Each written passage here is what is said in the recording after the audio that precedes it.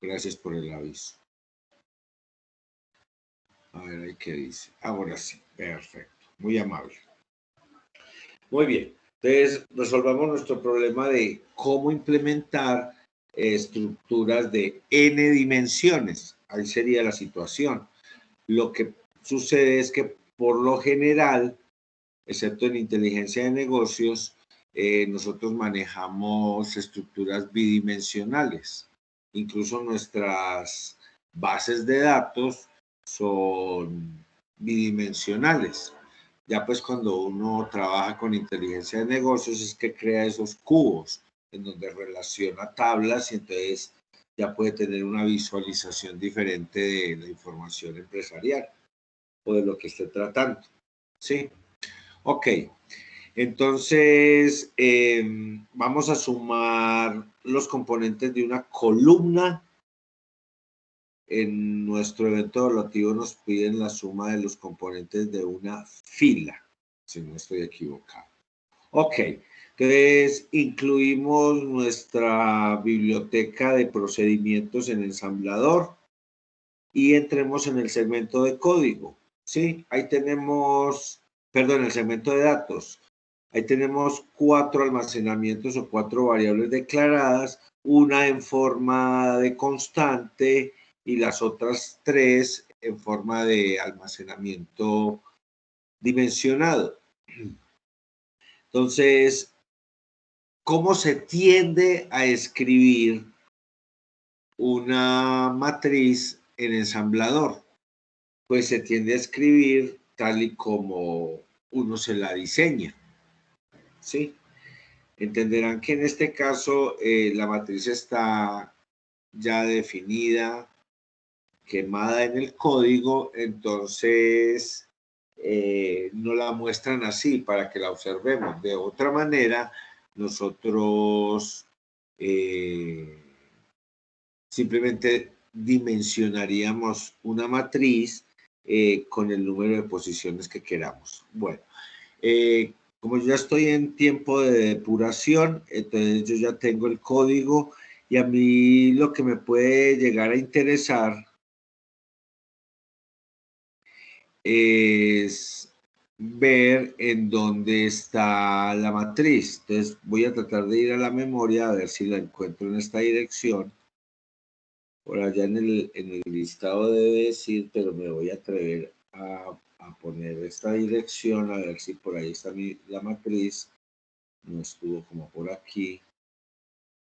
Vamos a ver, o si no nos avanzamos hasta la instrucción que nos dé el dato. Ah, como que por aquí estuvo. Muy bien.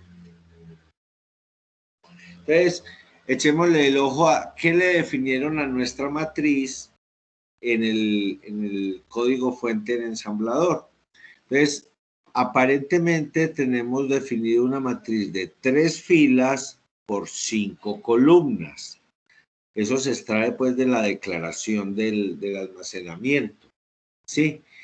Y para visualizarlo, entonces se repite la palabra reservada de la directiva de almacenamiento en ensamblador para el tamaño de lo que vamos a trabajar por cada una de las filas. Entonces ustedes ven que tenemos para la variable table B mayúscula, tenemos 3 bytes, 3 palabras byte escritas en el código del ensamblaje y al frente de cada byte y separado por comas, esos espacios en blanco son solamente para visualizar. Separados por comas están los valores que queremos indicarle a cada fila, ¿sí? Pero si yo me voy a la memoria, supuestamente a donde está la tabla almacenada, mi matriz, observo que la primera fila está compuesta por los valores en hexadecimal 10, 20, 30, 40 y 50. Aquí está. Desde la dirección en memoria 00406000 aparecen los datos de mi matriz. Y ahí está la primera fila. La segunda fila en el código me dice que los valores son 60, 70, 80, 90 y 0A. 60, 70, 80, 90 y A0. Como observan, la primera fila es contigua a la segunda. Y la tercera, que tiene B0, C0, D0, E0 y F0, es exactamente contigua. O sea, desde el punto de vista del tiempo de ejecución, que es lo que realmente interesa en software, poder ejecutar una aplicación, el almacenamiento de una matriz se produce como si fuese un vector. Eso sí, cada posición de nuestro vector en realidad son todas, perdón, todas las columnas de cada fila. Esa sería la primera posición del vector matriz. Esta sería la segunda posición y esta sería la tercera posición. Dentro de cada posición, entonces hay subposiciones. ¿Sí? Con B, subposiciones. Entonces yo también voy a necesitar entonces dos elementos para poder direccionar una entrada I, J específica dentro de la matriz. Voy a necesitar el número de la fila, o sea, la posición del vector grande y la posición de la columna. Dentro de cada vector grande hay otro vector. Ahí se lo estoy mostrando. El vector grande es este. Ese vector grande tiene tres posiciones. Esta y esta. Y cada posición a su vez es otro vector, donde yo tengo que, si quiero referirme a alguno de estos bytes, tengo que decir exactamente ese otro elemento. No solo cuál es la posición en el vector grande, lo que llamamos filas, sino la posición dentro de cada posición del vector grande, lo que llamamos columnas. Pero efectivamente, dentro de la memoria del computador no hay ninguna matriz, no hay nada en dos dimensiones. Todos los datos están contiguos, uno detrás del otro. En el código nos lo muestran así para hacerlo más didáctico, para poder entenderlo más. Muy bien, entonces ahí está cargada nuestra matriz. Las otras dos variables son el tamaño de la columna, que nos la definen como una constante de valor 5, perdón, de la fila, el tamaño de la fila 5, y dos variables de mensaje. Ingrese cuál fila quiere usted sumar y cuánto da la suma. ¿Cierto que sí? Perfecto. Muy bien. Entonces, pues esas otras dos variables están aquí contiguas. Entre el número de la fila y la suma es. Ya expresadas aquí en sus correspondientes. Hasta aquí va 1, hasta el 0, 0. Y hasta aquí debe ir la otra, que son dos variables, ¿cierto? Dos mesas. Hasta ahí va la otra, ¿sí? Sigue coincidiendo el hecho de que el segmento de datos, si se observa solo como lo estamos observando nosotros, como una dirección de memoria o un conjunto de direcciones de memoria, nosotros no somos capaces de distinguir en dónde están cada una de las variables. Eso es una chorrera de datos ahí. De pronto estos ceros que aparecen por acá le pueden dar a uno alguna pista de que posiblemente ahí está terminando una cadena de caracteres, un estreno. Pero eso es una suposición, porque el 00 puede ser un dato válido en una variable o en un vector o en una matriz numérica. Son simples suposiciones. Pero efectivamente todos los datos van de chorizo, uno detrás de otro. Debe haber alguna forma de decir, aquí va uno, aquí va otro y aquí va otro. Ok. Entonces, ¿cómo arranca nuestro código? Perdón, nuestro código tiene un main y tiene un procedimiento que se llama cálculo de la suma de la fila, ¿cierto? Muy bien. Entonces, en nuestro main, pues nosotros vamos a hacer toda la ambientación de la aplicación y seguramente en algún lugar, como aparece aquí, hacemos el call a nuestro procedimiento que hace la suma de los elementos de nuestra fila dentro de nuestra matriz. Entonces, en esta primera parte, le preguntamos al usuario cuál fila quiere sumar. En esta segunda parte, calculamos la suma de los elementos y en esta tercera parte, imprimimos el resultado. ¿Ok? Entonces, la primera y la tercera parte son poco interesantes. De la primera solamente nos va a dar que alguien un usuario humano nos va a dar un número y con ese número vamos a cargar,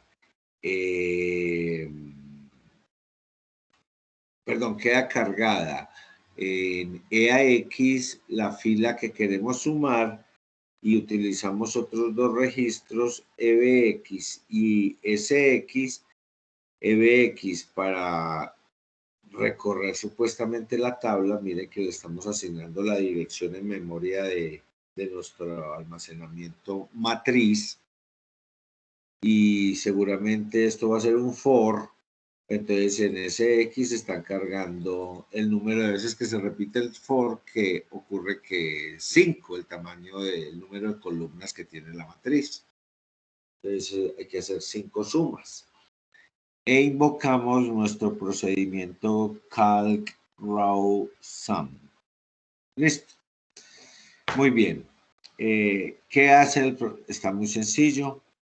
Un pequeño for, ¿sí? En donde vamos a ir en el registro EAX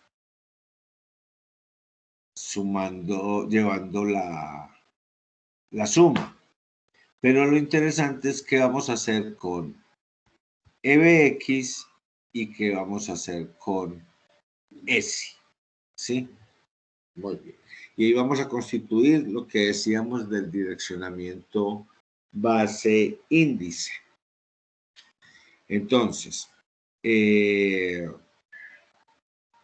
habíamos cargado nuestro registro SX con 5, ¿sí?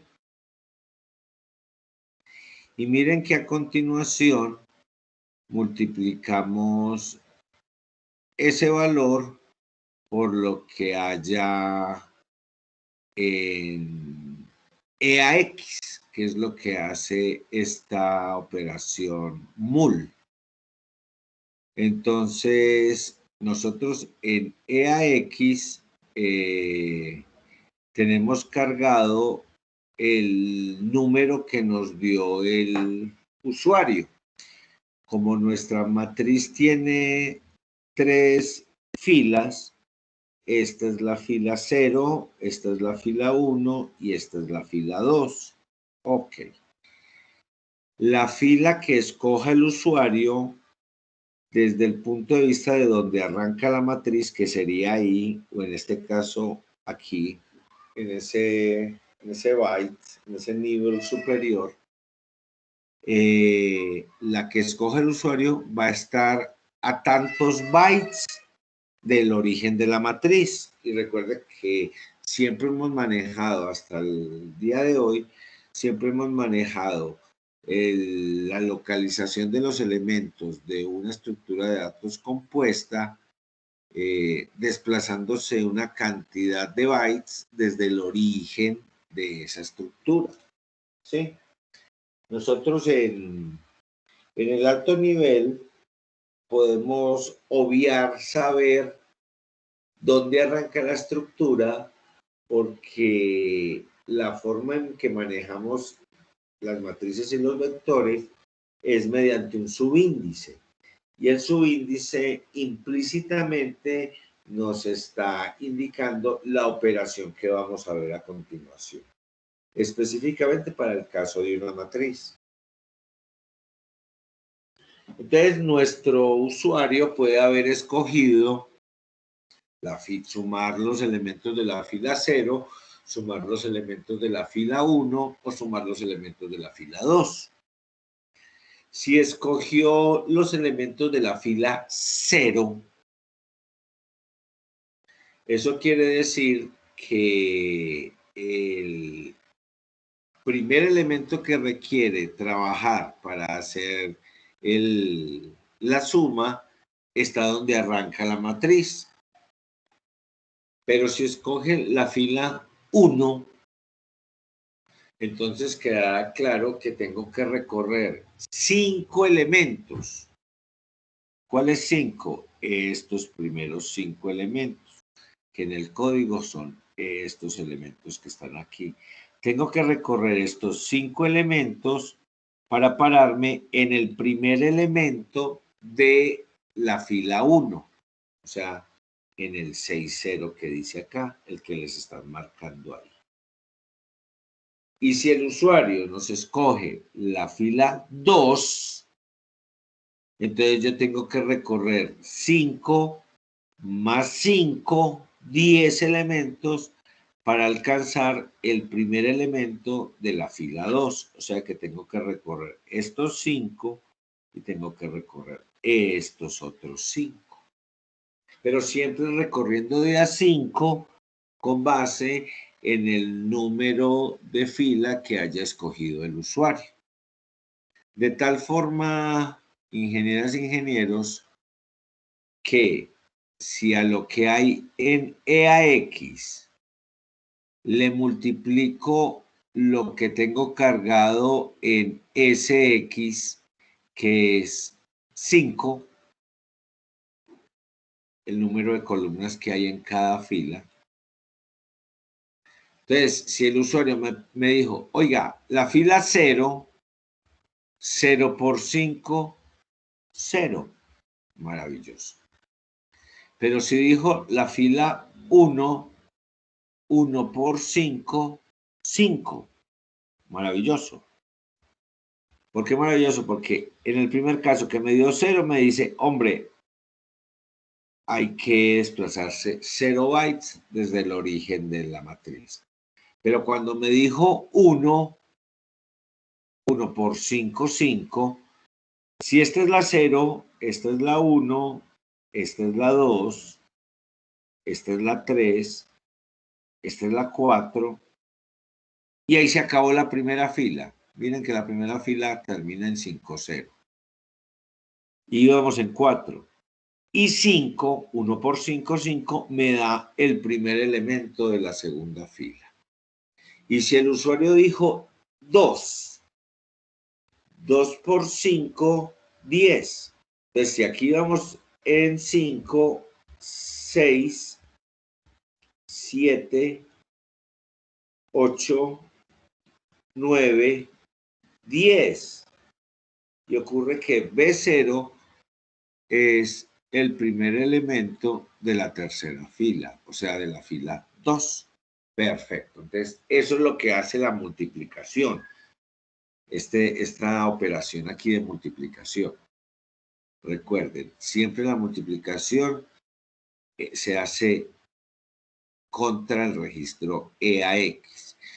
O sea que en una multiplicación hay un multiplicando y un multiplicador. El multiplicando siempre va en EAX. Y el multiplicador es el que usted oferta en la instrucción. Entonces aquí están ofreciendo SX.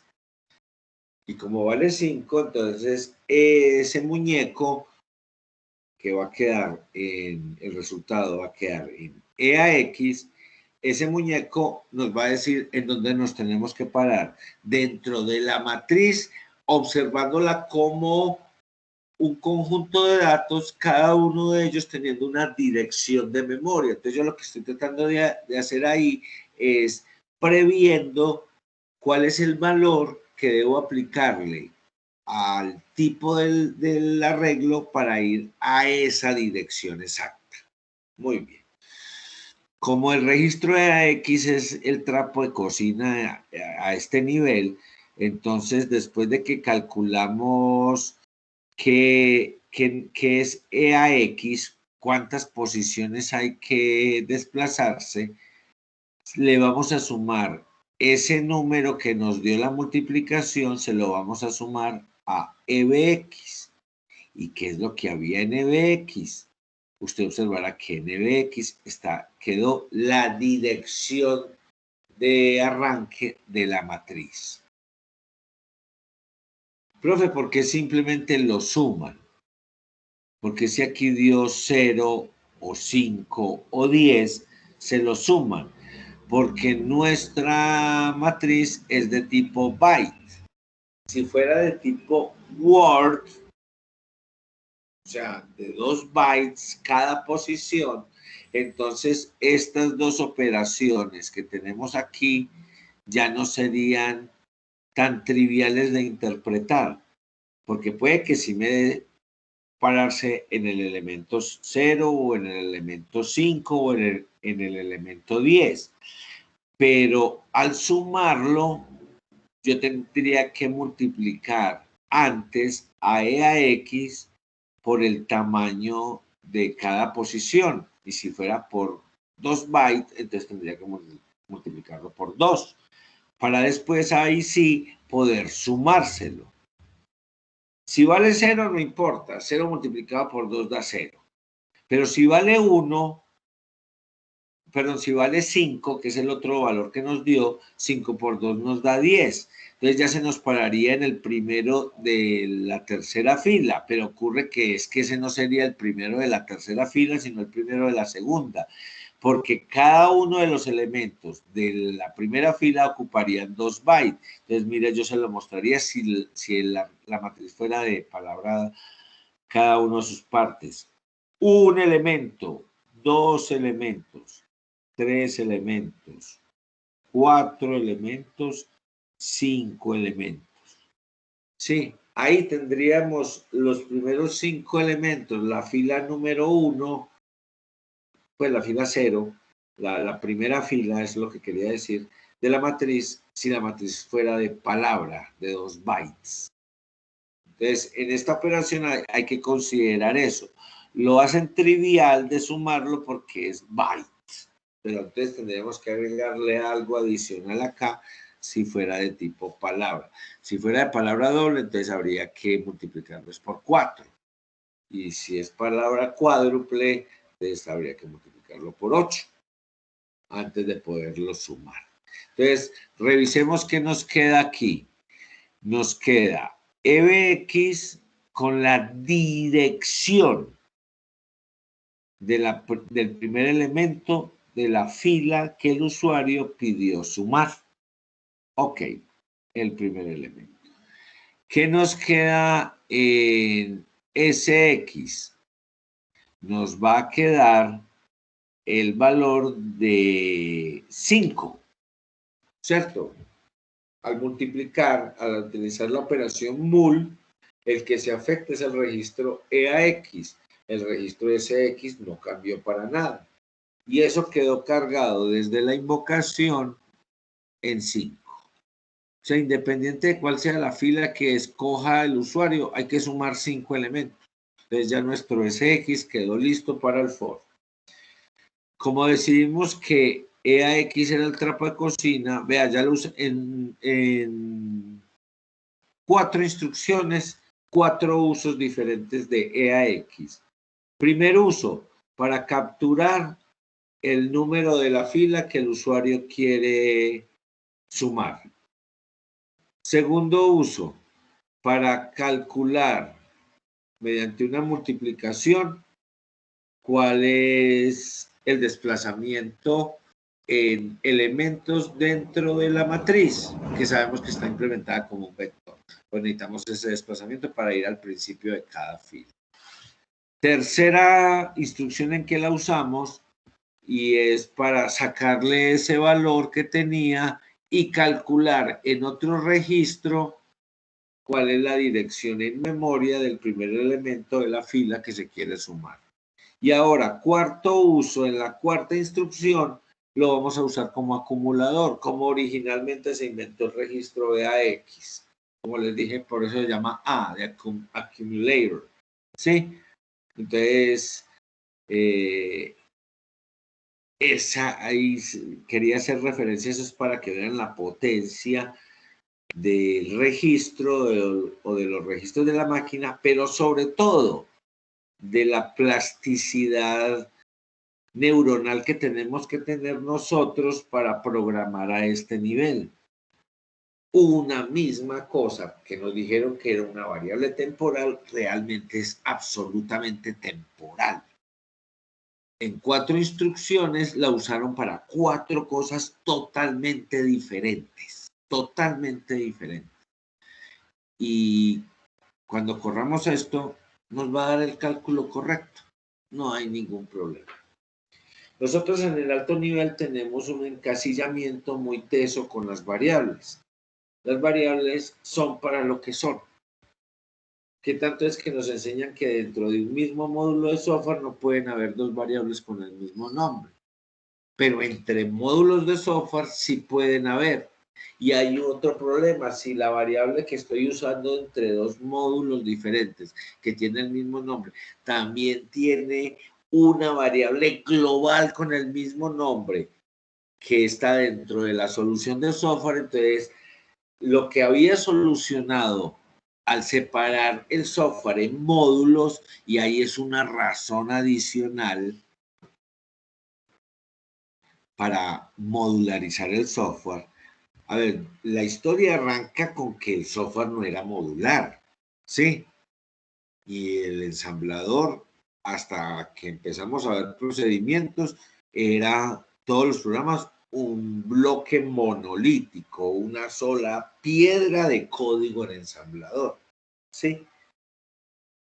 ¿Qué ocurre? Esa plasticidad de la que les estoy diciendo en este momento que tienen los registros de la máquina, también tendría que haberse reflejado en el alto nivel, porque eso es una potencia impresionante, ¿sí? Que una misma variable, porque EAX, como se maneja en este código, por más que yo les diga que eso es un registro de máquina, para todos que sabemos algo de software, y creo que todos los que estamos reunidos aquí sabemos algo de software, eso tiene manejo y uso de variable. Ya, fin. Por más que sea un registro de la máquina, para nosotros es una... Señor.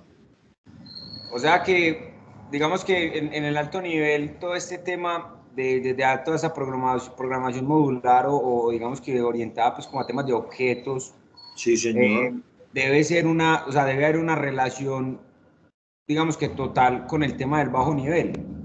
Absolutamente. Y ahí está el costo de manejar orientado a objetos o el paradigma que usted quiera, ingeniero. El paradigma debe venir con un compilador que convierta toda esa belleza del paradigma, del orientado a objetos o del funcional o del declarativo, el que usted quiera, ingeniero, lo tiene que convertir a este problema de bajo nivel. O sea, se pierde todo el chiste. Vea, nosotros programamos en alto nivel a cómo vive la gente en Matrix.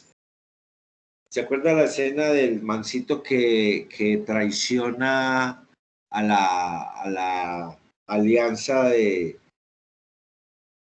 Morfeo, que lo traiciona en un restaurante comiéndose un pedazo de carne espectacular y que él le dice al señor Smith que, ¿cierto? Al señor, sí, Smith, creo que se llama así, que él sabe que ese pedazo de carne no existe, pero que sabe delicioso. Entonces, programar en alto nivel es comernos el pedazo de carne. Ustedes en este curso aprenden que existe The Matrix, la parte de atrás de la historia, en donde el alambrerío es el que hace que funcione realmente ese mundo ficticio, virtual, que nos dicen que es nuestro mundo real. en esa película. Entonces, aquí estamos viendo que independiente de cómo sea el paradigma, el orientado a objetos, usted tiene que terminar reduciendo todo eso a estos problemas de la máquina. Mire que el objetivo en este nivel no es que la lógica de su programa funcione. La lógica de su programa va a funcionar, el de alto nivel, porque se utilizan adecuadamente los recursos del procesador. ¿Sí? Y uno espera que ese buen uso de los recursos del procesador provengan del compilador. En el ejemplo que estoy dando del alto nivel.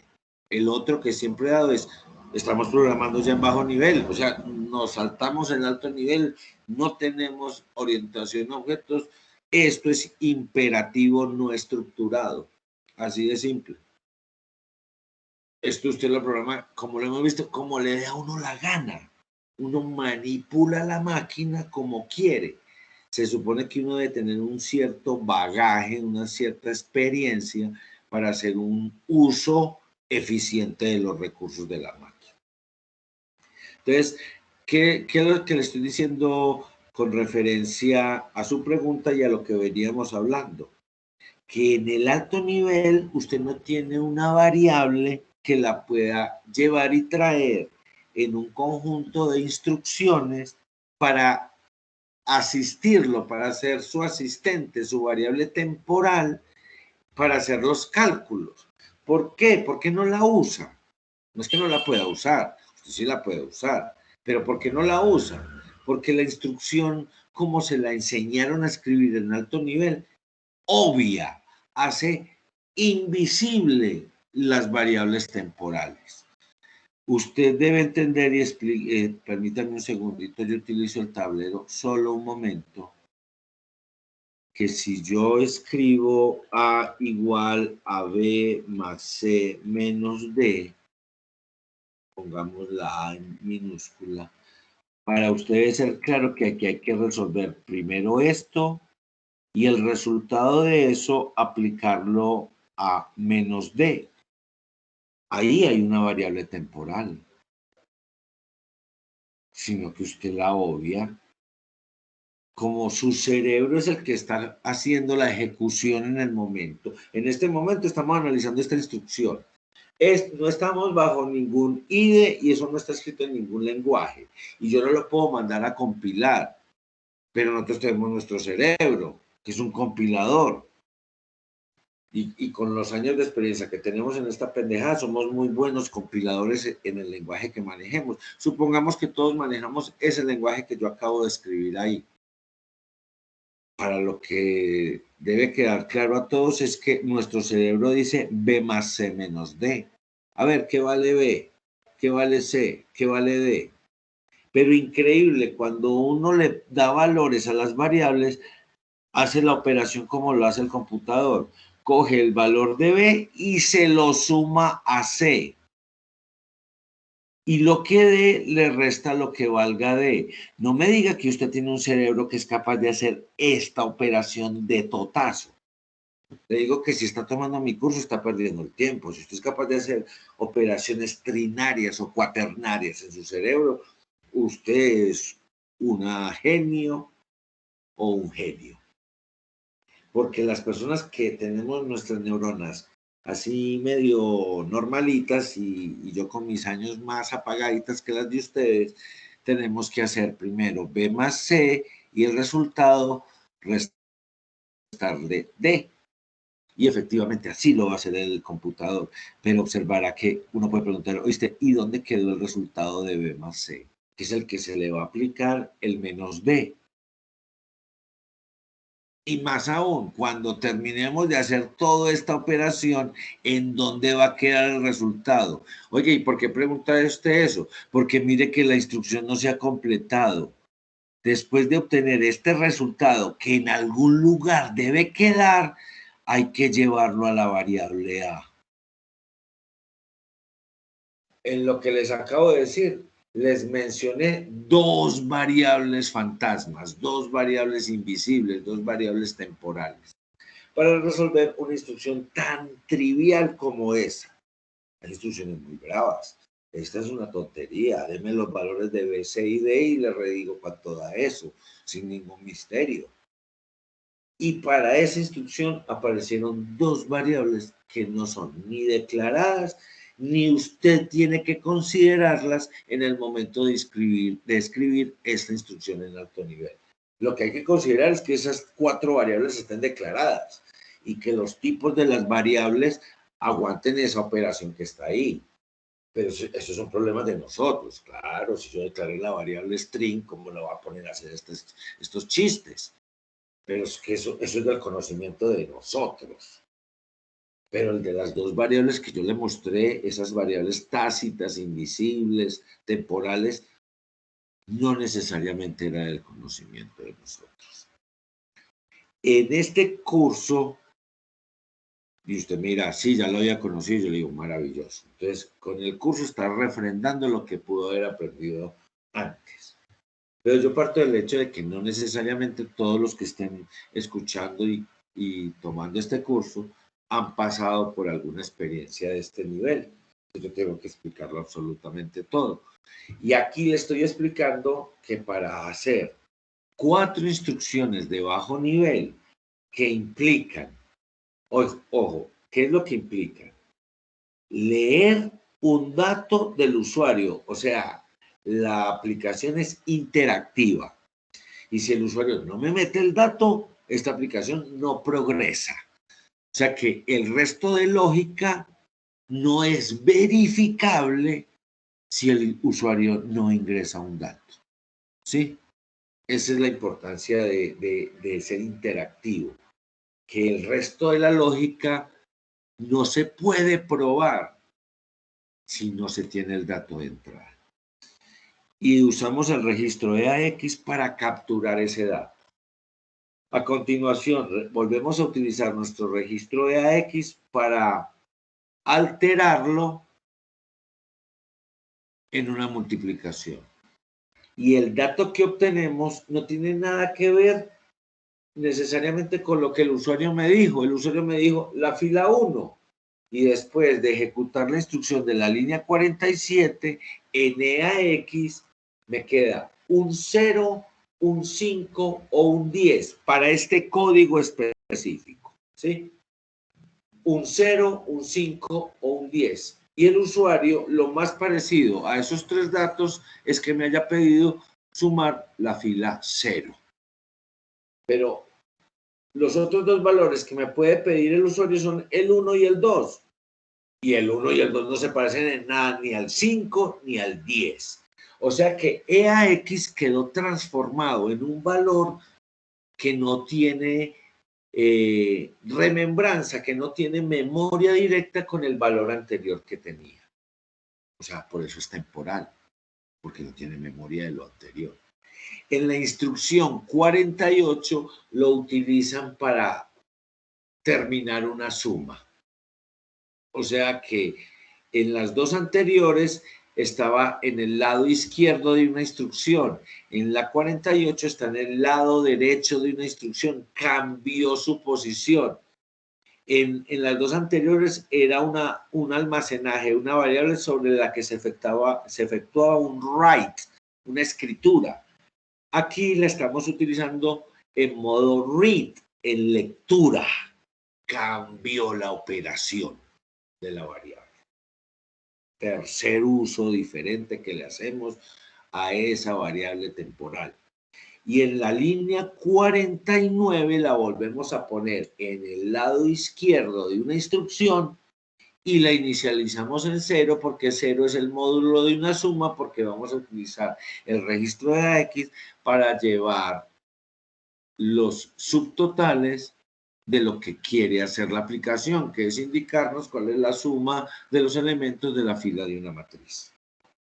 O sea que tiene dos momentos impresionantemente importantes nuestro registro de AX. Cuando captura el número de la fila que nuestro usuario define y en este instante, en la línea 49, cuando le decimos al ambiente de código que la vamos a utilizar como la variable de salida. quedó convertida en las dos variables, en variable de entrada y variable de salida. Lo que haya en el procesamiento intermedio, pues tendrá que ver con ella y con otros registros y también con otras variables del programa. Pero mire, el programa está sustentado en su entrada y en su salida en un registro de la máquina, no en una variable de programador o programador. Seguramente si escribimos esto en alto nivel hay que declarar una variable que se llame suma o total o X, pero la variable tiene que existir en el alto nivel. Aquí, para esos dos momentos tan trascendentales que tiene todo el software, que es capturar la entrada y mostrar la salida, todo se sustenta, todo se basa en un registro de la máquina, o sea, en una variable inexistente para el alto nivel. Yo no sé si contesté su pregunta, ingeniero, o me fui para otros linderos a buscar otras cabezas de res por ahí, pero más o menos esa sería mi explicación. Sí, sí, profe. Ok, perfecto. Vamos entendiendo. Muy bien. Sí, no es trivial, no es simple, porque esto no tiene nada que ver con lo que comúnmente hace uno en alto nivel. Así de simple, no tiene nada que ver. Pero es lo que realmente funciona, es lo que el compilador nos entrega. O nosotros en nuestra aventura de escribir cosas en bajo nivel, es lo que tendríamos que terminar haciendo. Exprimiendo los recursos de la máquina a lo que da. Si usted es capaz de hacer software, es casi imposible, pero si es capaz de hacer software solo trabajando con un registro de la máquina, maravilloso. Eso debe ser un programa espléndido, porque coge toda la potencia de la máquina y con solo un pedacito de la máquina es capaz de hacer un procesamiento completo. Y entonces esa idea también se les transmite a ustedes aquí con esas 4 instrucciones que estamos analizando. En realidad los procesadores son unas máquinas muy potentes para hacer cálculos. Y vale la pena sacarle el jugo que tienen esas máquinas. Por eso es un poco decepcionante. Pienso que para ustedes, para mí sí lo es, que un software funcione mal. Eso no tiene como mucha presentación, en el sentido de que si ese software lo están desarrollando ya profesionales de la computación, hay tantas cosas que uno ya sabe después de graduarse que pueda que no las haya puesto en práctica. Y si usted se está enterando de cosas ahora, eso es lo que le tiene que ocurrir. Usted no se ha graduado, usted todavía está estudiando. Y qué maravilla que en cada curso le enseñen cosas nuevas, le muestren cómo funcionan las cosas en realidad. Pero si el dichoso software ya es por gente profesional, yo sí me rasco mucho la cabeza de por qué falló el software. Sí. Si son razones físicas, pues ya, ahí está la explicación y uno no le da más vueltas al asunto. No me digas que es por la lógica del programa. No te lo puedo creer. No le hiciste pruebas al software antes de liberarlo. No, es que no consideré eso. Esas palabras no las dice uno. Uno no dice no consideré. El chiste no es que considera todo. Como, vea, el de nosotros es muy reducido. Es simplemente que las operaciones que uno esté proponiendo tengan sentido. Y que si cada operación tiene sentido, que la lógica de secuencia de operaciones lleven al resultado que se está esperando. ¿Sí? Hasta los nenes chiquitos con los Legos o las Extralandias o los Armó Todo terminan haciendo alguna cosita medio sensata. Uno es capaz de descubrir un robot, una montaña, un carrito, cualquier cosita sin que el niño le explique a uno. Y miren que hacer software es juntar pedacitos de Lego, más o menos. La diferencia de nosotros con los niños es que nosotros debemos ser expertos de concursar en los mundiales de hacer Lego de software. Sí, a uno no se lo puede comer ningún problema. ¿Por qué? No porque todos los problemas sean fáciles, sino porque uno tiene una carga de conocimiento de cómo funciona la computación que le permite afrontar el problema desde todos los elementos que usted debe considerar. ¿Sí? O sea, lo que le digo, no me di cuenta que eso iba a ocurrir, no tiene sentido en un profesional de nuestra área. En los ejercicios académicos, en los cursos, que yo también fui estudiante, pues uno sí se descacha a veces en el software, pero es que está aprendiendo, por favor. Siempre es mejor descacharse en la universidad que en la oficina. De pronto en la oficina le cuesta a uno el puesto. En la universidad, pues puede que le cueste una materia, pero tampoco es que se vaya a acabar el mundo. Ninguno de nosotros pues deja de comer, respirar y dormir porque perdió una materia. Uy, pero si uno pierde el trabajo, eso es palabra mayor. O sea, si uno se va al trabajo porque no consiguió otro trabajo, eso es palabra mayor. ¿Listo? Ok. Entonces, la potencia de este nivel de programación. Entonces, EAX los llevamos a 0 y vamos a empezar a construir nuestro direccionamiento base índice. Sabemos que la dirección en donde se encuentra la primera posición de la fila que queremos sumar quedó en el registro EBX, ¿sí? Y tenemos que movernos entre cada uno de esos elementos de la fila. Entonces, vamos a utilizar otro registro, el registro índice fuente, el ESI, para indicar cuánto hay que desplazarse desde el origen de la fila. Aquí hago importante anotación. Toda variable, en este nivel decimos todo almacenamiento, tiene una dirección donde supuestamente arranca, de acuerdo con cómo quedó estructurado el ejecutable. Sí. Esa dirección para variables simples, un entero, un carácter, un real, un booleano, está definido por la cantidad de bytes que se requieran para cada uno de esos tipos. Entonces, la dirección en memoria en donde arranca la variable y tantos bytes de acuerdo con el tipo de variable simple. Muy bien.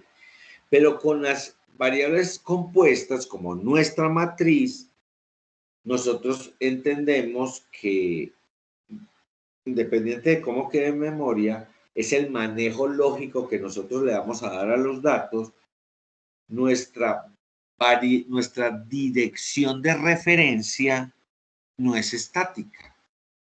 Porque la matriz, y ahí uno puede entender por qué inventan las matrices. Yo no sé si ustedes hicieron alguna vez la pregunta. Oye, ¿para qué inventar la pendejada, hombre? ¿Por qué no metemos todo en un vector y se acabó el maldito problema? No, porque la matriz la inventan para referenciar fenómenos, y en nuestro caso, de información, en donde hay dos factores. El factor X, el de las columnas, y el factor Y, el de las filas. Y nosotros manejamos en computación las matrices diciendo que lo más importante o el factor inicial es la fila, o sea, la Y. Y el factor secundario es la X, o sea, la columna. Pero si nos vamos a matemáticas, lo que yo estoy diciendo es falso. Cualquier punto en el plano cartesiano se escribe X, Y. No Y, X. Yo no he visto eso. Ustedes me dirán si han visto alguna cosa, un plano cartesiano descrito cada uno de sus elementos o puntos importantes y, x, no, eso no tiene sentido. Pues por lo menos como lo plantearon los matemáticos, ¿sí? Abscisas y ordenadas. Entonces, ese es el orden. Nosotros en computación lo volteamos. Cualquiera nos puede decir, gírelo 90 grados y le da lo mismo que en matemáticas. ¿Cómo así que gírelo 90 grados? Sí, como para nosotros lo más importante es la Y. Si yo giro toda la matriz 90 grados, la Y me queda sobre el eje de la X. Y ahí sí me cuadra la matriz con la matriz de los matemáticos, o por lo menos con el plano cartesiano de los matemáticos. Nosotros lo tenemos al revés. Para nosotros es más importante primero definir en qué fila está y después decir a qué columna dentro de esa fila estoy haciendo referencia. Y ya lo vieron porque cuando les expliqué en la memoria cómo funcionaba esta carreta, que la matriz se toma como un vector grande que está compuesto en cada una de sus posiciones por otro vector. Y ocurre que cada posición de ese vector grande para nosotros son las filas, o sea, Y. Y los elementos dentro de cada posición de ese vector grande son las columnas, o sea, las X, todo arrevesado. Entonces, en estas estructuras compuestas, la dirección base de origen de los datos que me interesan no necesariamente es la dirección base, origen de toda la estructura. Como aquí el problema es sumar una fila, entonces para mí la dirección base va a ser el origen de la fila.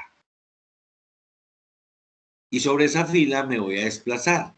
Lo que nos dice esta implementación, que es la más correcta para hacer este ejercicio, es que efectivamente, cuando usted trabaja una matriz, cuando va a ubicarse en una posición I, J desde el punto de vista computacional o Y, X desde el punto de vista matemático, usted tiene que seleccionar cuál de los vectores que forman la matriz va a trabajar y construye la lógica de acceder a las posiciones dentro de esa fila, suponiendo que el resto de vectores que forman la matriz no existen y que su estructura de datos arranca en la primera posición de la fila y no hay otras estructuras de datos. Eso es direccionamiento base índice. Mire, uno se ubica en lo que necesita. No tiene que estar manejando la dirección origen de toda la estructura. Total, cuando uno está accediendo un elemento de una matriz, está accediendo solo un elemento.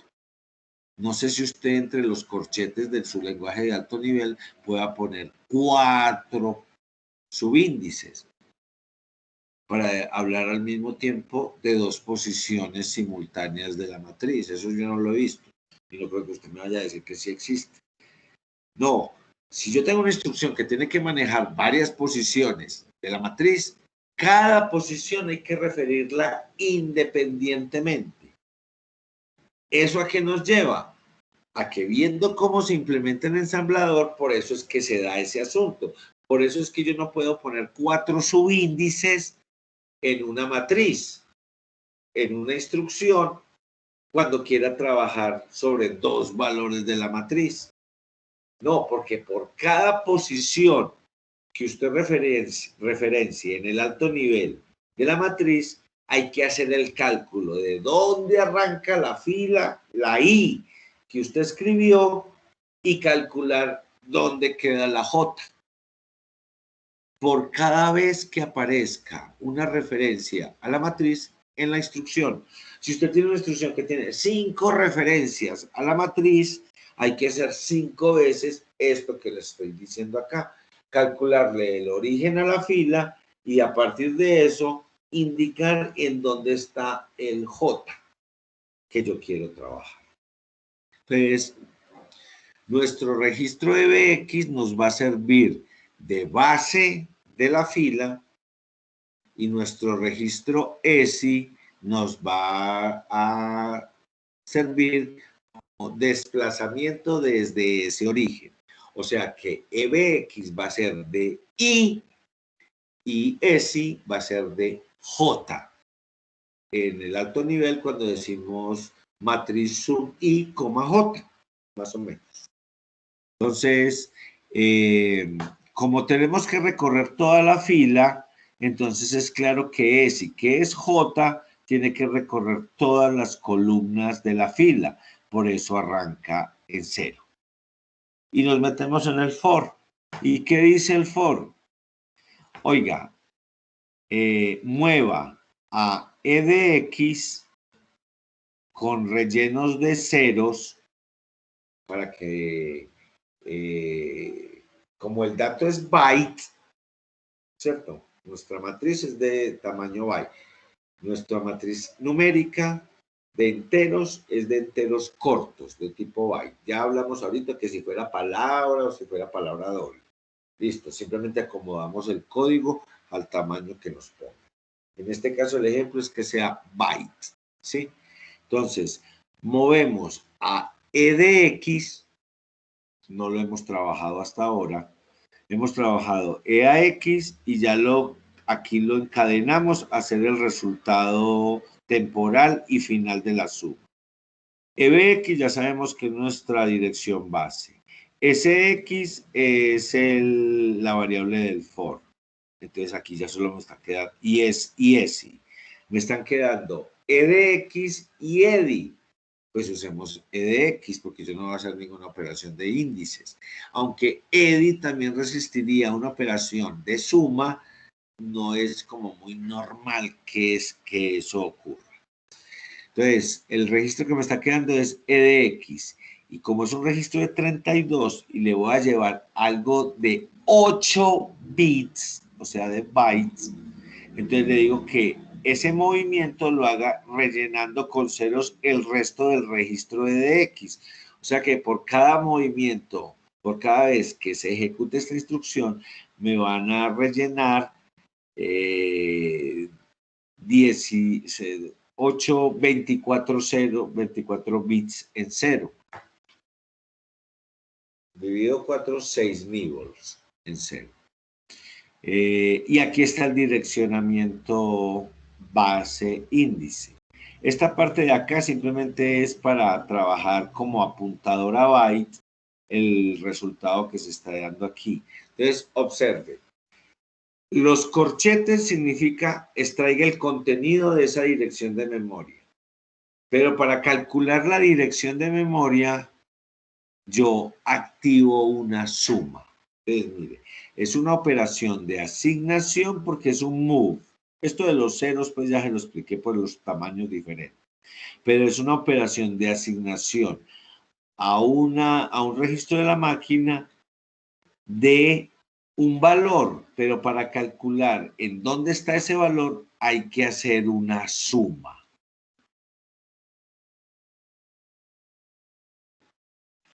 El move hasta la fecha de hoy, hasta hoy que es equinoccio de otoño, el move era una operación que simplemente asignaba un valor a algo. ¿Ese valor en dónde estaba? O era una constante, o era un registro de la máquina, o era una variable de memoria. Ahora me están diciendo, vamos a hacer lo que siempre hemos hecho. En este caso, asignarle a un registro de la máquina el valor de una variable. Pero para poder ubicarnos en esa variable, vamos a tener que poner una capa superior de ensamblaje. Y es que para resolver esta instrucción, hay que resolver primero esta suma. Permítame, yo busco a ver si aparece, que ya así no me doy cuenta. El archivo del listado. Y es del 22 a las 5. Perfecto. Muy bien. Eso, este es el archivo de ejecutable, pues ya conocemos el listado del programa que estamos viendo, nuestro segmento de código, y nosotros estamos por aquí luchando con esto, ¿sí? Y aquí está nuestra instrucción, que dice move zx edx, y mire, en el ejecutable, el L1 es el 4B, el move zx es el 0F, el EDX es el B6. Y mire, a continuación debería venir, por ejemplo, miren las dos move anteriores. Viene el 0 y el 0, ¿sí? Aquí vienen dos números separados.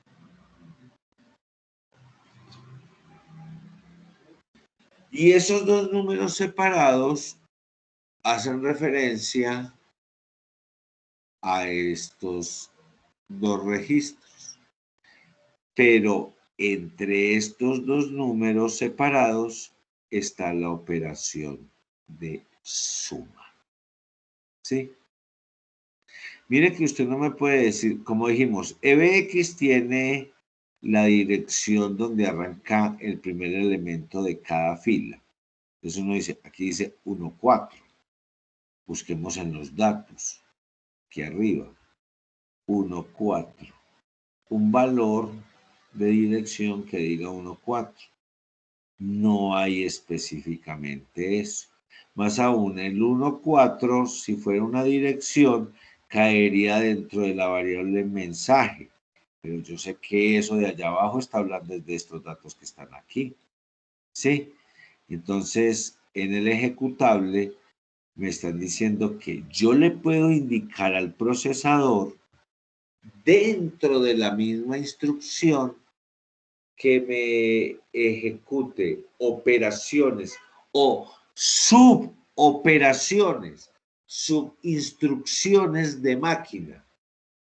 Y el chiste de este código es para mostrarles que los programas que nosotros escribimos, por ejemplo, este de acá, puede ser fruto de una compilación o de una escritura directa en bajo nivel. Los programas en realidad pueden activar programas quemados dentro del procesador. Lo que me está diciendo ese 1433 no es necesariamente que el 14 es EBX, porque nosotros sabemos que no es ese, porque mire por acá arriba, sume EBX, EAX, y mire lo que hay acá en máquina. Evidentemente aquí no está el 1.4 metido. Este 1.4 no es EBX, ni este 3.3 es ESI, sino que 1.4.3.3 es el código de activación de un programa que está en una sección de ROM del procesador que hace que se sume el contenido del registro EBX con el contenido del registro ESI. Y sin haber visto la segunda parte de la materia, que es qué hay, qué aparatos hay dentro del computador, nosotros hemos mencionado que hay una unidad aritmética lógica que es la encargada de hacer las operaciones de cálculo. Y si hay una suma, uno se pregunta, oiga, hay una unidad aritmética lógica, una ALU, por sus siglas en inglés, una ALU para hacer los cálculos en las instrucciones del usuario programador o programadora, y hay otras ALUs para correr los programas que tienen subprogramas o por lo menos invocaciones de subprogramas dentro de ellos. o se usa la única ALU que tiene la máquina. Uno diría, en términos teóricos de diseño, si yo ya tengo una máquina que suma, pues utilícela para todas las sumas y se acabó el asunto. Pero como lo que queremos nosotros es potenciar el procesador y que si llegó una instrucción, sea una instrucción la que se ejecute y no una instrucción y otra instrucción metida dentro de ella, entonces vamos a encontrar que en la construcción de los procesadores hay repetición de circuitos. Ocurre que entre los circuitos en donde yo pueda hacer estas sumas, entonces ya me están diciendo a mí que, oiga, este direccionamiento de pronto requiere que uno de los registros sea o ESI o EDI. ¿Oíste? ¿Por qué me obligan a que sea eso? Negrito, es porque hay un circuito electrónico físico dentro del procesador que cuando el compilador o usted escribe esto, hace la suma concurrentemente a la ejecución de toda la instrucción. O sea que cuando esta instrucción se ejecutan dos cosas a la vez.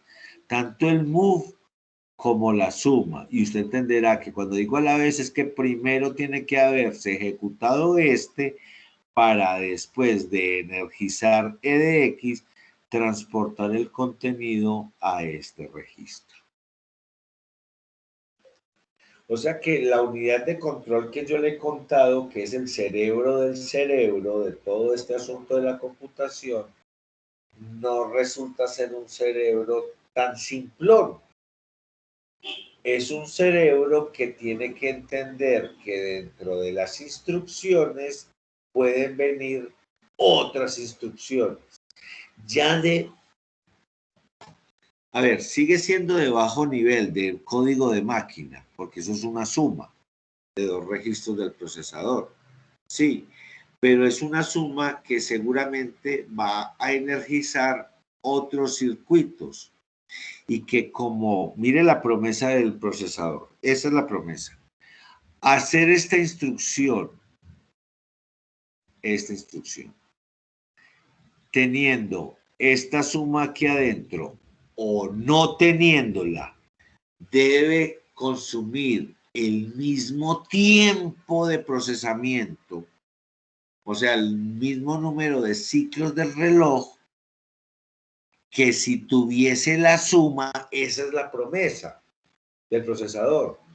Oiga, a mí no me importa si tengo que hacer esa suma de EBX más ESI para ejecutar esa instrucción o si no tengo que hacer la suma.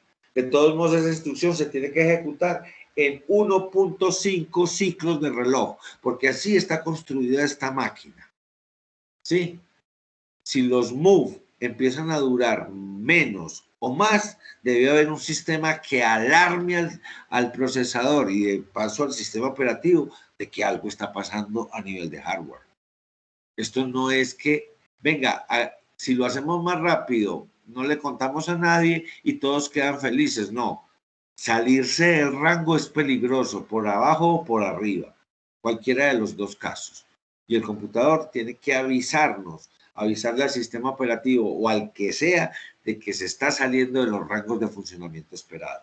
Entonces, si la instrucción move se tiene que ejecutar en el mismo tiempo, independiente de qué operandos y qué operaciones implique cada uno de esos operandos, entonces yo tengo que duplicar máquina. Entonces el procesador es redundante por dentro, tiene mucho de las mismas cosas y a veces solo para solucionar pequeños casos. Por ejemplo, el caso en el que sumamos dos registros para calcular una dirección de memoria. Entonces, al lado de estos registros, en circuitería electrónica debe haber una unidad aritmético-lógica. Y como son registros de 32 bits, deben ser pequeñas unidades aritméticas lógicas, pero de toda la potencia del procesador, de 32 bits. Pero si mi procesador es de 64, entonces deben haber sumadores al lado de estos registros que se puedan habilitar para hacer estas operaciones sobre 64 bits.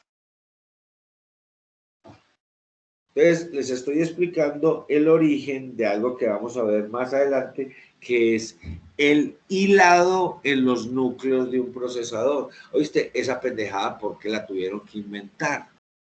Ya, ni siquiera es porque hayamos creado nuevos paradigmas de programación o porque en realidad construimos sistemas que corren en paralelo y concurrentemente. No, es que desde la esencia de la computación, el concepto de paralelismo y concurrencia siempre han estado. Por más que los circuitos sean en su gran mayoría secuenciales y la estructura de la máquina de Turing sea netamente secuencial, tuvimos que meterle moco para pegar el procesador para que funcionara como esperábamos que funcionara.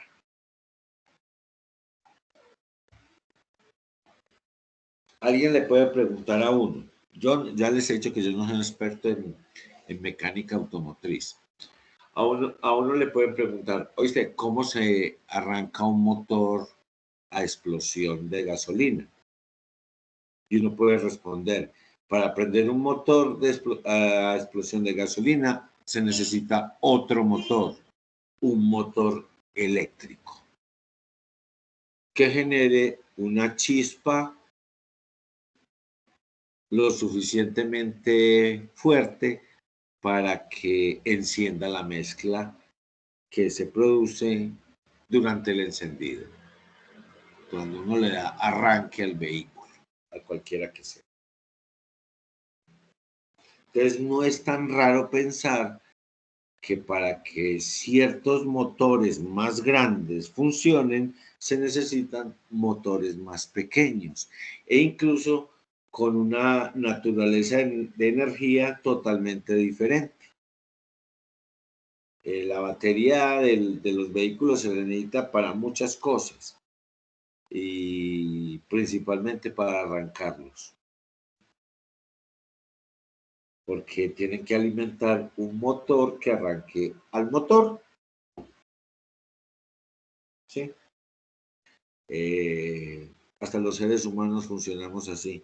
Nuestro gran motor es el cerebro, pero como ese cerebro come oxígeno y come azúcar, necesita que le lleven oxígeno y azúcar permanentemente. ¿Oíste? ¿Y quién hace ese chiste? Se llama el corazón. Ese es el motor que arranca al otro motor. Cuando uno se va a despertar, lo primero, pues después del sueño largo del día, si puede tenerlo, lo primero que cambia antes de despertar es el ritmo cardíaco. Como el cerebro va a entrar a funcionar en vigilia, o sea, despierto, empieza a pedir más oxígeno y más azúcar para arrancar esos otros pedazos del cerebro. Entonces el corazón tiene que empezar a bombear más rápido. Y entonces el solo hecho de bombear más rápido hace que llegue sangre a todas las partes del cuerpo y el que se despierta es el cuerpo, no solo el cerebro, es todo el cuerpo el que se despierta. Porque cuando uno está dormido, el ritmo cardíaco baja, entonces todas las partes del cuerpo están como relajadas porque no está llegando mucha información, ni mucho oxígeno, ni mucha comidita. Entonces no nos está pidiendo que hagamos nada, entonces quedemos así quieticos. Más o menos así es el funcionamiento de la computación. Hay motores, hay máquinas que hacen que las máquinas que nosotros consideramos importantes funcionen. Ok, yo tengo de todo ese ensamblado y todo eso aquí. Ok, entonces aquí estamos haciendo eso. Esa es la potencia de esta instrucción que tiene, que evidentemente me está diciendo, aquí hay electrónica. Mire, yo sé que en todo hay electrónica, pero mire la electrónica, que hay otra electrónica diferente a la que usted pudiese haber aprendido cuando estudió el MOVE. No la hemos estudiado, pero ahí está, me está diciendo que ocurre eso. Listo. De ahí en adelante es una lógica sencilla. Lo que cargamos en EDX, sumémoselo a lo que llevamos en EAX. Incrementemos ESI, este segundo elemento de nuestra ecuación del direccionamiento base índice, lo incrementamos en 1 porque como es byte, entonces es trivial, esta operación sería diferente para otros tamaños. Nuestra instrucción loop para cerrar el for, y esto se repetiría, como SX está cargado con 5, se repetiría el número de veces que tiene, el número de columnas que tiene la matriz.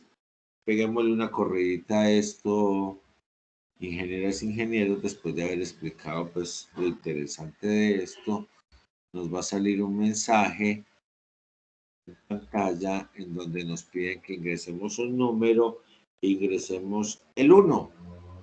Demos enter, continuamos en la depuración, vamos a llamar al que suma.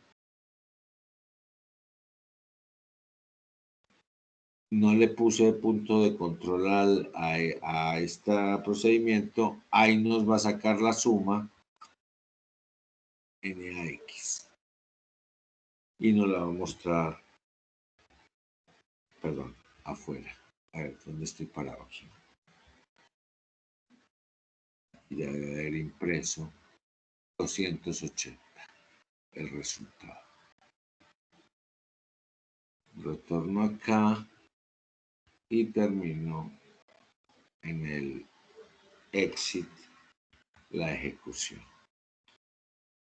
Okidoki. Hasta aquí los molesto hoy. Me hago visible para ver si tienen algún comentario o pregunta, con mucho gusto. Pero me pareció muy curioso lo que mencionó de los ciclos del reloj, pues que no se puede ni faltar ni sobrar, porque uno esperaría de que si lo puede hacer en menos tiempo, pues lo haga, ¿no? Como que por optimizar, pero que ni eso se pueda, me parece como que muy curioso. Porque es un principio de máquinas, ingeniero. Las máquinas deben funcionar en el rango esperado de que funcionen. Lo que sucede es que nosotros los humanos tenemos un componente que no tienen las máquinas, que es el componente de la comprensión emocional. Entonces, mire, uno ha visto a gente que de pronto no quiere que le vaya mal, uno ha visto que les va mal y uno no se alegra, uno se siente mal de que a una persona le vaya mal. A veces, por más que usted no quiera que, por más que usted quiera que a esa persona le vaya mal, ya cuando ocurre el suceso, algo en el corazón de uno se arruga y dice, uy, es que la está pasando muy mal, de verdad. Esos somos los humanos. Las máquinas, y el software es una máquina, no deben tener eso, pues, o si no, también serían seres humanos. Y por lo tanto, ellos no deben tener adaptabilidad emocional. Y el hecho de que eso no ocurra es porque son fabricadas esas máquinas o construidas para que esa variable no entre dentro del diseño ni dentro de la construcción. Por lo tanto, eliminando ese componente de la flexibilidad o de la adaptabilidad emocional, le queda solo la flexibilidad física de lo que está hecho el aparato, la máquina. Y ingeniero, usted me va a aceptar, si algo está hecho cuadrado, hacerlo que quede como una bola, como una esfera, y si el material es madera dura o metal, uno dice, esto es imposible. Esa cosa se quedó cuadrada como está. El software también tiene esa característica. que usted cuando lo está construyendo es pura plastilina, pero una vez que lo terminó, se vuelve de metal duro. O sea, el software no hace ninguna instrucción que usted no haya escrito. Porque si uno dice, esto porque está haciendo esto, es que no está ejecutando lo que usted construyó. Pues ese no es su software. Venga, revisemos pues. Vamos al fuente a ver por qué está haciendo esto, porque yo no escribí ninguna instrucción que generara esta salida. Entonces, eso es la parte no adaptable del componente de software, que es que como solo se pueden ejecutar las instrucciones que se tienen que ejecutar, entonces no hay otra alternativa. Ahora, para agregarle a eso, ocurre que las instrucciones, como hemos visto acá, son de máquina, no son las instrucciones de alto nivel, ni siquiera las de ensamblador, son ese código de máquina que vimos. Pues ocurre que cada procesador y los diseñadores del procesador y los que construyen todo el computador saben cuál es el rango de ejecución de cada instrucción, independiente de cuál registro se esté trabajando o qué variable en qué dirección de memoria se esté trabajando. Le están diciendo, oiga, no existe la distancia en computación. Un dato que esté en la dirección 1 no está más cerquita que un dato que está en la dirección 1000. Eso es mentira. Los dos datos están a igual distancia, porque la dirección 1 y la dirección 1000 no significan longitud, significan lugar en donde se encuentra electrónicamente a partir de un punto electrónico de referencia. Entonces usted dice, aquí está el punto electrónico de referencia. A la velocidad que va la electricidad, que es 100.000 kilómetros por segundo, o sea, un tercio de la velocidad de la luz, eso nadie se da cuenta, tranquilo, no hay nadie que se da cuenta esa velocidad, solamente la siente la propia electricidad, y yo digo sentir, pues, suponiendo que la electricidad sienta algo, y yo no creo que sienta nada, eso es una fuerza de la naturaleza. A esa velocidad, cualquier elemento en la memoria, por más que usted tenga 4, 8, 16, 32 gigas de RAM, lo que sea, la monstruosidad que sea, todos los puntos, todas las posiciones de la memoria están a igual distancia. Quiere decir, se demoran lo mismo en ser cargadas al procesador. Entonces, ya se puede saber de antemano una instrucción cuánto tiempo debe durar en ser ejecutada. Si la instrucción está durando menos, uno podría sospechar de que no se está ejecutando correctamente. Si la instrucción está durando más, puede uno suponer que los circuitos internos que están involucrados en esa instrucción están sufriendo un retardo en sus tiempos de acción. Por lo tanto, uno sospecha que el reloj del procesador pueda estar fallando.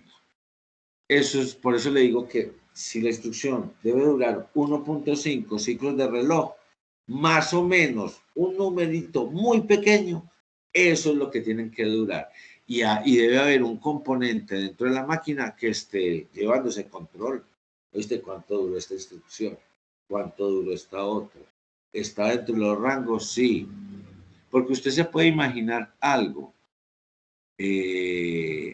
Después de tantas instrucciones, o sea, después de tantos ciclos de reloj, hay que prender el ventilador, porque independiente de qué instrucción se ejecutó, ya se tiene en promedio que después de tantas instrucciones del reloj debe haber subido en tantas décimas de grado centígrado la temperatura del chip. Entonces hay que prender el ventilador. Si las instrucciones se me están desviando, entonces me están retardando el encendido o me están acelerando el encendido del ventilador. Me van a deteriorar el enfriador del procesador. Me lo van a deteriorar. Y si se me deteriora el ventilador, el procesador se va a quemar más rápido. Y ya yo no tengo que contarle la historia cuando se quema un procesador y quiere comprar otro computador. ¿Me entiende un poquito las razones, ingeniero? Pues sí, del todo. Muchas gracias. Con mucho gusto, por supuesto. ¿Alguien más con mucho gusto? Okidoki, muchas gracias por asistir a clase. Se cuidan bastante, nos vemos el próximo viernes. Muy amables. Muchas gracias, profe.